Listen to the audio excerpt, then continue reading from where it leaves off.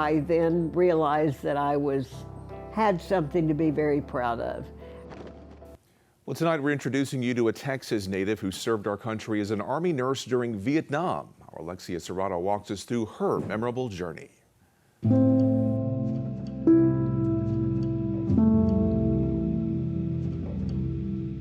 And I was working the night shift, which meant that I was working with 2 other corpsmen. Born and raised in San Benito, Janice Speck wanted to be a nurse for as long as she can remember. She attended Baylor University when a unique offer was presented her sophomore year. They told us about a program that both the Army and the Navy had that would pay for our last 2 years of nursing school in exchange for a 3-year obligation in the military. Speck decided to commit to the Army. She joined her former husband, an Army dust-off pilot who she met while in nursing school in Vietnam. We were able to be over there together, which was a big help to us both, well, mainly psychologically, because we could talk to each other. Speck was put on a medical floor where she worked night shifts 60 hours a week, treating patients who had tropical diseases, standard medical conditions, and even snake bites. On occasion, she would get sent to the emergency room where she recalls some of her darkest moments. Someone who had had 3 or 4 extremities amputated and trying to tell his girlfriend that he would be okay. That part was very traumatic. After a year in Vietnam, she requested to be transferred to Georgia to work in obstetrics, a field that always piqued her interest. Not only did she get the transfer approved, she also got an unexpected promotion. Head of the OB department. I've never done OB. Well, it seems that I was the only military RN that would be in the OB department. Speck served 5 years in the Army before moving back to the Valley. She was a labor and delivery nurse for over 40 years, working in 4 different Valley hospitals. It was the biggest blessing of my life to be able to make a good income doing something that I loved and I felt like I was good at, and I helped my patients.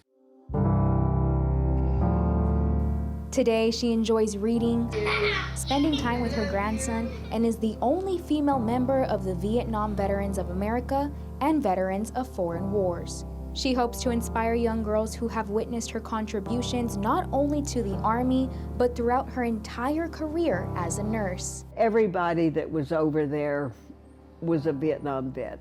We couldn't have survived without cooks, without mail clerks, and without nurses. And so I then realized that I had something to be very proud of. In Harlingen, I'm Alexia Serrata.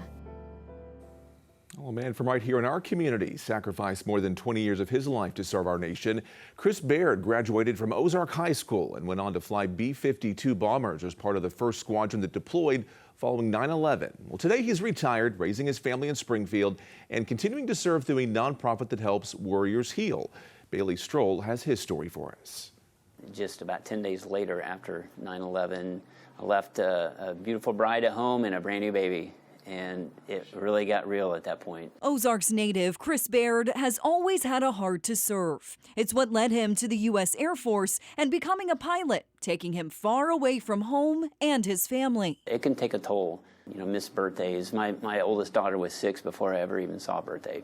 The deployments meant Chris was sometimes flying for 18 hours straight, often protecting troops on the ground, including one mission that would later make it to Hollywood. A Green Beret unit, ODA 595, or better known as Horse Soldiers, that was depicted in the movie 12 Strong. And we were the B-52 unit that supported them through close air support as they fought their way up into the mountains of Afghanistan. Today, he works for the Warrior's Journey, a Springfield-based but worldwide nonprofit helping veterans heal invisible wounds and preparing for life outside the military. 20 years in the military, that's all you know. And those invisible wounds can be anywhere from PTSD, isolation, lack of identity, so many things, and so which ultimately can lead to thoughts of suicide and substance abuse. The Warrior's Journey gave me that opportunity to not only just have that be able to serve, but to serve veterans. And it's really been a blessing to be part of this organization and do what we get to do every day. In Springfield, Bailey Stroll, Ozarks First. And coming up, we're showing you how one local teenager raised money so veterans could have a once-in-a-lifetime experience.